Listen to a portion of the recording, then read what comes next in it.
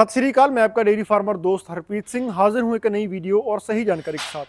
दोस्तों, आज की इस वीडियो में डिस्कशन करेंगे गब्बन पशुओं के अडर साइज यानी कि लेवटी के आकार को कुदरती किस तरीके से बढ़ाया जा सकता है। बेसिकली इसमें मैं आपको एक खास किस्म के दलिए के बारे में बताऊंगा जो अपने पशु के अडर के साइज को तो बढ़ाता ही है, साथ ही साथ ब्यात के बाद उसके दूध को भी काफ़ी हद तक इंप्रूव करता है। तो आइए डिटेल में जानते हैं ये दलिया किस प्रकार से तैयार किया जाता है, कौन कौन सी चीज़ों का इसमें इस्तेमाल किया जाता है, और लास्ट में डिस्कशन करेंगे आपने इसे अपने पशु को कितना और कैसे खिलाना है। चैनल पर पहली बार आए तो सब्सक्राइब जरूर कर लें। अगर आप हमारा 15 दिनों का online dairy farming training course लेना चाहते हैं तो नीचे दिए गए हुए व्हाट्सएप नंबर पर मैसेज करके या डिस्क्रिप्शन में दिए गए हुए लिंक पर क्लिक करके आप ट्रेनिंग ज्वाइन करने के आगे के डिटेल्स जान सकते हैं। फिलहाल आज की इस वीडियो को आगे बढ़ाते हैं। दोस्तों, एक पशु से सफल ब्यात लेने के लिए उसके ब्यात के समय पर जितनी ज़्यादा उसकी लेवटी डेवलप हुई होती है उतनी अच्छी मानी जाती है, क्योंकि दोस्तों अगर आप ऐसे पशु को सेल करते हो तो बड़ी लेवटी होने के कारण उसका आपको दाम अच्छा मिलता है। अगर आप उस पशु को अपने फार्म पर रखते हो तो बड़ी लेवटी होने के कारण वो आपको दूध का प्रोडक्शन बहुत अच्छा देती है। तो कहने से क्या मतलब है कि पशु ब्याने से पहले जितनी अच्छी तैयारी हो सके हमें करनी चाहिए। आगे चल के हम जिस दलिए के बारे में डिस्कशन करने वाले हैं उस दलिए के इस्तेमाल के लिए दो कंडीशंस होना बहुत ज़रूरी है, यानी कि आपको दो काम दलिया खिलाने से पहले करने पड़ेंगे। वो काम क्या है दोस्तों? सबसे पहली बात, ये जो दलिया है ये हम सिर्फ ड्राई पीरियड में ही खिलाते हैं। अब ड्राई पीरियड के बारे में जो भाई नहीं जानते, मैं एक छोटा सा एक्सप्लेनेशन दे देता हूँ। दोस्तों, किसी भी गब्बन पशु का ड्राई पीरियड वो होता है जब उसके ब्यात के तकरीबन 60 से 65 दिन पहले हम उस पशु का दूध निकालना बंद कर देते हैं, यानी कि उसको ड्राई कर देते हैं। तो सबसे पहला काम आपने ये करना है कि आप अपने पशु को ब्यात के तकरीबन 60 से 65 दिन पहले ड्राई कर लें, यानी कि उसकी मिल्किंग आपने बिल्कुल बंद कर देनी है। अगर आप दूध निकालते निकालते इस दलिए को अपने पशु को खिलाते हो तो वो पशु आपको ड्राई करना मुश्किल हो जाएगा, क्योंकि इस दलिए से वो दूध बढ़ना शुरू हो जाएगा। अगर आपका पशु सही से ड्राई है तो उसकी लेवटी पर ये असर करता है।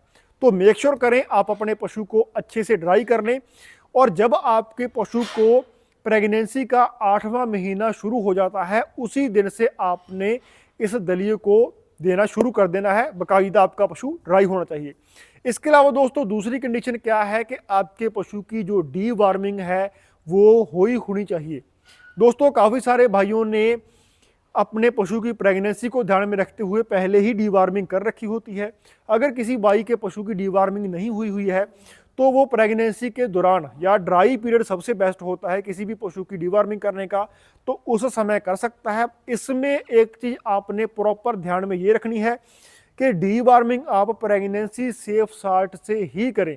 मार्केट में बहुत सारे साल्ट्स बिकते हैं, कुछ प्रेगनेंसी सेफ होते हैं, कुछ प्रेगनेंसी सेफ नहीं होते। जैसा कि अल्बेंडाजोल जो साल्ट है ये प्रेगनेंसी में नहीं रिकमेंड किया जाता। अगर आप प्रेग्नेंट पशु की डीवार्मिंग करना चाहते हो तो फेनबेंडाजोल साल्ट रिकमेंड किया जाता है, क्योंकि दोस्तों ये प्रेग्नेंट सेफ होता है, ये प्रेगनेंसी सेफ होती है। इससे अपने पशु के गर्भ को या प्रेगनेंसी को कोई दिक्कत नहीं होती।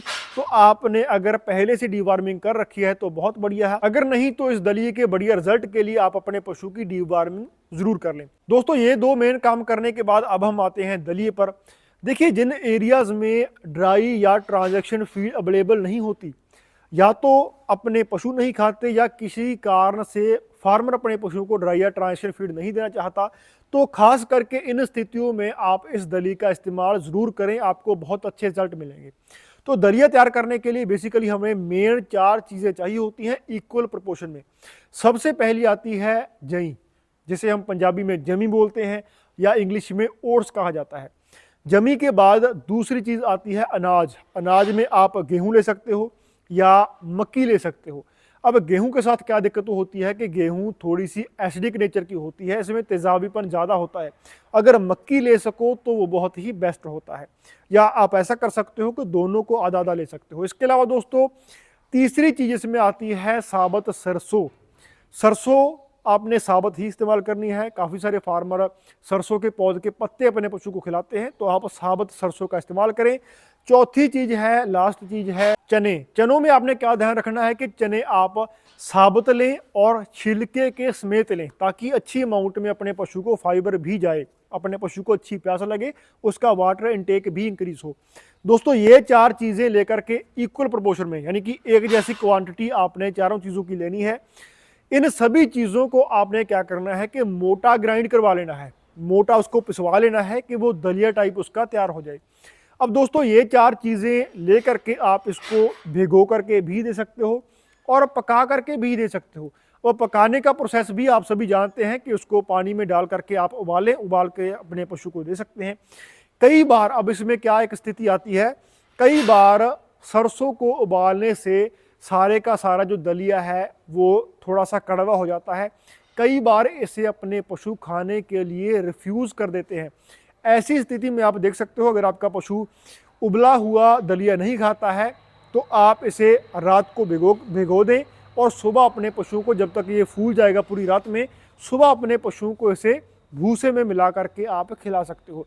ध्यान में रखिएगा, इसको हरे चारे में नहीं मिलाना है, इसको आप भूसे में मिला करके अपने पशु को दे सकते हो। अब ये सारी 4 चीज़ें लेकर के आपने अपने पशु की डाइट में एक और चीज़ ऐड करनी है, विटामिन एच या विटामिन एच जिसे हम बोलते हैं। वो आप किसी भी बढ़िया कंपनी का ले सकते हो। 8वें महीने से ही आपने शुरू कर देना है।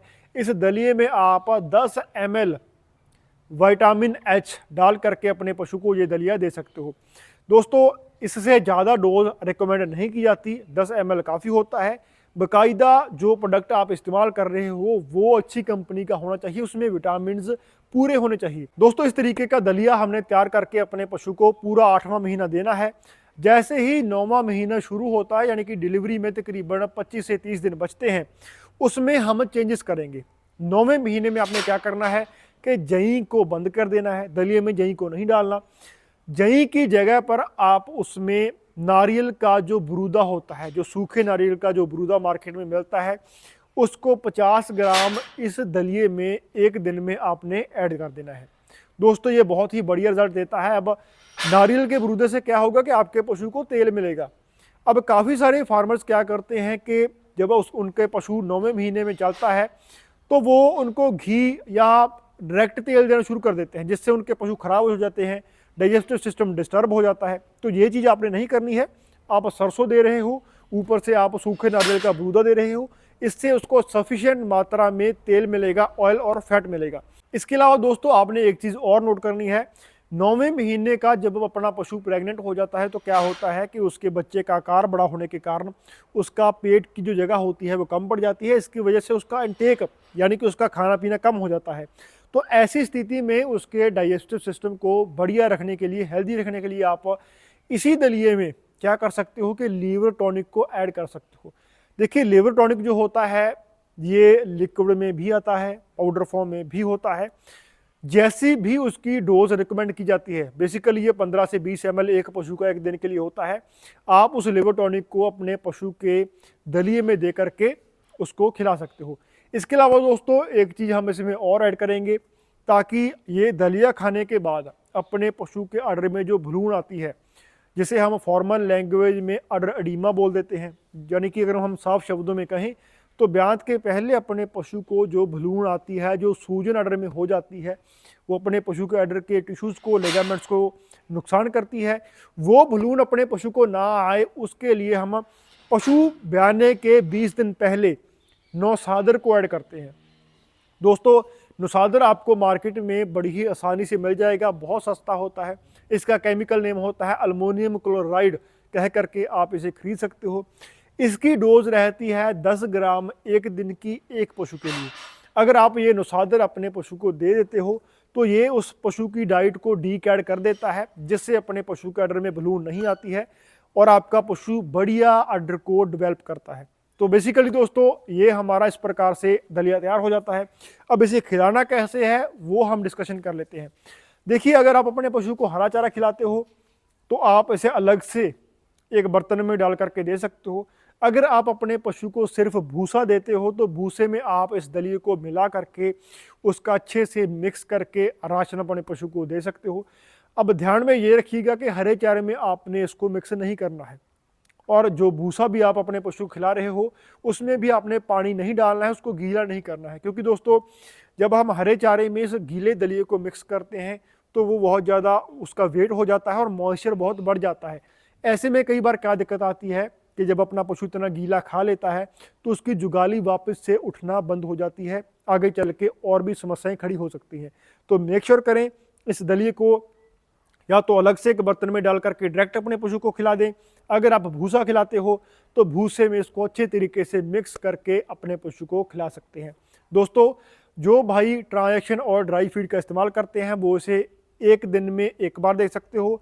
जो भाई ड्राई या ट्रांजैक्शन फीड का इस्तेमाल नहीं करते या किसी भी प्रकार की कोई फीड नहीं देते हैं वो इसे 2 टाइम भी अपने पशु को खिला सकता है। इससे बहुत बढ़िया रिजल्ट आते हैं। दोस्तों आज की इस वीडियो में बस इतना ही। अगर आप इस दलिए को इस्तेमाल करते हो तो कमेंट सेक्शन में इसके रिजल्ट के बारे में जरूर लिखिएगा। मिलते हैं जल्द एक नई वीडियो में, तब तक के लिए सत श्री अकाल, हैव अ नाइस डे।